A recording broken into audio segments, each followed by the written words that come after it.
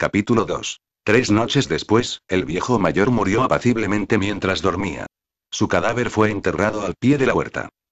Eso ocurrió a principios de marzo. Durante los 3 meses siguientes hubo una gran actividad secreta. A los animales más inteligentes de la granja, el discurso de Mayor les había hecho ver la vida desde un punto de vista totalmente nuevo. Ellos no sabían cuándo sucedería la rebelión que pronosticara Mayor. No tenían motivo para creer que sucediera durante el transcurso de sus propias vidas, pero vieron claramente que su deber era prepararse para ella. El trabajo de enseñar y organizar a los demás recayó naturalmente sobre los cerdos, a quienes se reconocía en general como los más inteligentes de los animales. Elementos prominentes entre ellos eran 2 cerdos jóvenes que se llamaban Snowball y Napoleón, a quienes el señor Jones estaba criando para vender.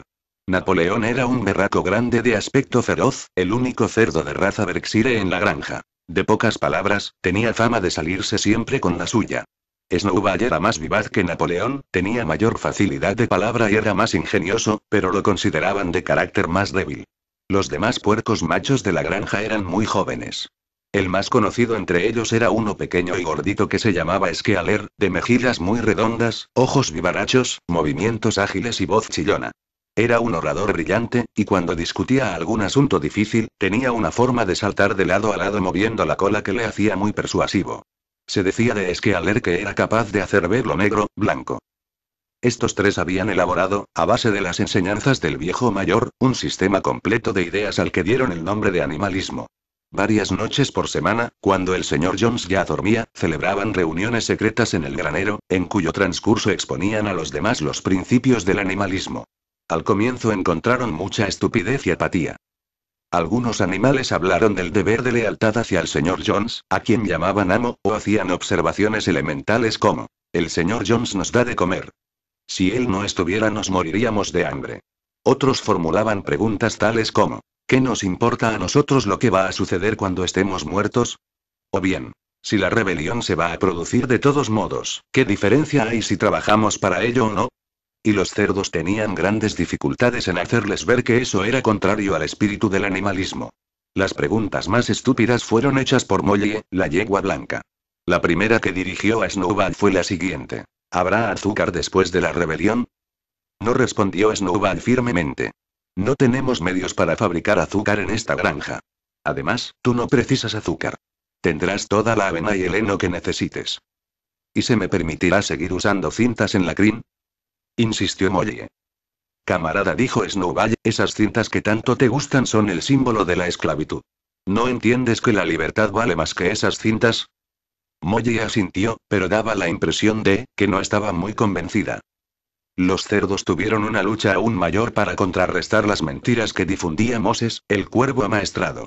Moses, que era el favorito del señor Jones, era espía y chismoso, pero también un orador muy hábil. Pretendía conocer la existencia de un país misterioso llamado Monte Azúcar, al que iban todos los animales cuando morían. Estaba situado en algún lugar del cielo, un poco más allá de las nubes, decía Moses. Allí era domingo 7 veces por semana, el trébol estaba en estación todo el año y los terrones de azúcar y las tortas de linaza crecían en los cercados. Los animales odiaban a Moses porque era chismoso y no hacía ningún trabajo, pero algunos creían lo de Monte Azúcar y los cerdos tenían que argumentar mucho para persuadirlos de la inexistencia de tal lugar. Los discípulos más leales eran los caballos de Tirboxer y Clover.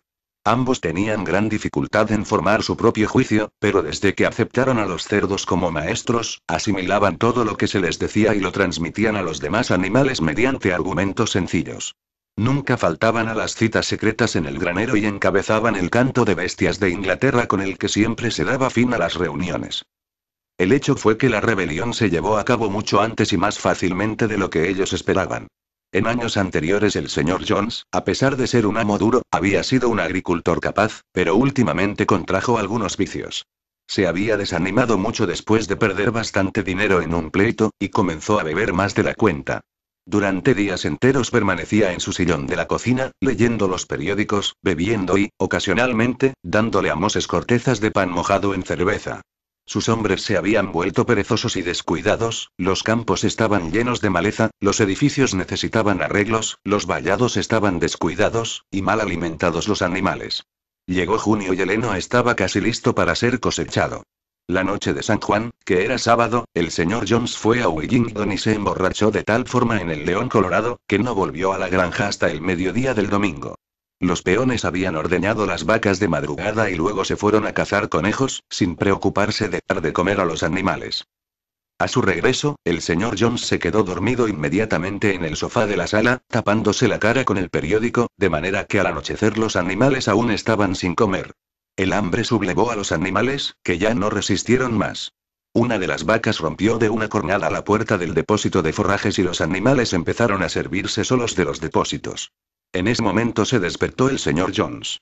De inmediato él y sus 4 peones se hicieron presentes con látigos, azotando a diestro y siniestro. Esto superaba lo que los hambrientos animales podían soportar. Unánimemente, aunque nada había sido planeado con anticipación, se abalanzaron sobre sus torturadores.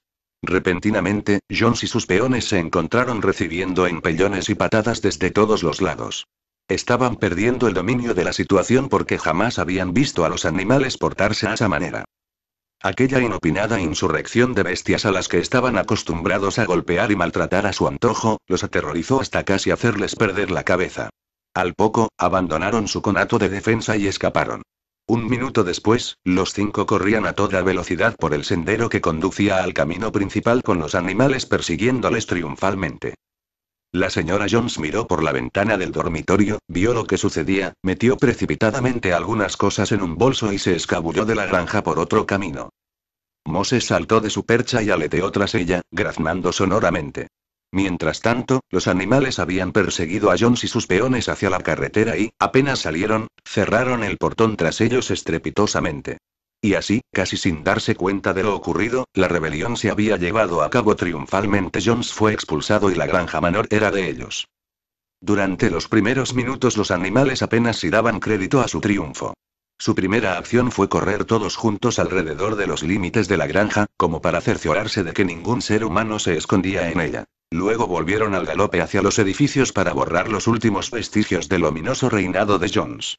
Irrumpieron en el guadalnés que se hallaba en un extremo del establo. Los bocados, las argollas, las cadenas de los perros, los crueles cuchillos con los que el señor Jones acostumbraba a castrar a los cerdos y corderos, todos fueron arrojados al aljibe. Las riendas, las cabezadas, las anteojeras, los degradantes morrales fueron tirados al fuego en el patio, donde en ese momento se estaba quemando la basura. Igual destino tuvieron los látigos. Todos los animales saltaron de alegría cuando vieron arder los látigos. Snowball también tiró al fuego las cintas que generalmente adornaban las colas y crines de los caballos en los días de feria. Las cintas, dijo, deben considerarse como indumentaria, que es el distintivo de un ser humano. Todos los animales deben ir desnudos. Cuando Boxer oyó esto, tomó el sombrerito de paja que usaba en verano para impedir que las moscas le entraran en las orejas y lo tiró al fuego con lo demás. En muy poco tiempo los animales habían destruido todo lo que podía hacerles recordar el dominio del señor Jones. Entonces Napoleón los llevó nuevamente al depósito de forrajes y sirvió una doble ración de maíz a cada uno, con 2 bizcochos para cada perro. Luego cantaron Bestias de Inglaterra de cabo a rabo 7 veces seguidas, y después de eso se acomodaron para pasar la noche y durmieron como nunca lo habían hecho anteriormente. Pero se despertaron al amanecer, como de costumbre, y, acordándose repentinamente del glorioso acontecimiento, se fueron todos juntos a la pradera. A poca distancia de allí había una loma desde donde se dominaba casi toda la granja. Los animales se dieron prisa en llegar a la cumbre y miraron en su torno, a la clara luz de la mañana. Sí, era de ellos. Todo lo que podían ver era suyo. Poseídos por este pensamiento, brincaban por doquier, se lanzaban al aire dando grandes saltos de alegría. Se revolcaban en el rocío, mordían la dulce hierba del verano, coceaban levantando terrones de tierra negra y aspiraban su fuerte aroma. Luego hicieron un recorrido de inspección por toda la granja y miraron con muda admiración la tierra labrantía, el campo de heno, la huerta, el estanque, el soto. Era como si nunca hubieran visto aquellas cosas anteriormente, y apenas podían creer que todo era de ellos. Volvieron después a los edificios de la granja y, vacilantes, se detuvieron en silencio ante la puerta de la casa. También era suya, pero tenían miedo de entrar.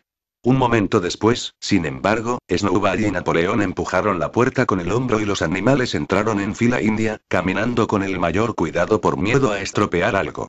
Fueron de puntillas de una habitación a la otra, temerosos de alzar la voz, contemplando con una especie de temor reverente el increíble lujo que allí había: las camas con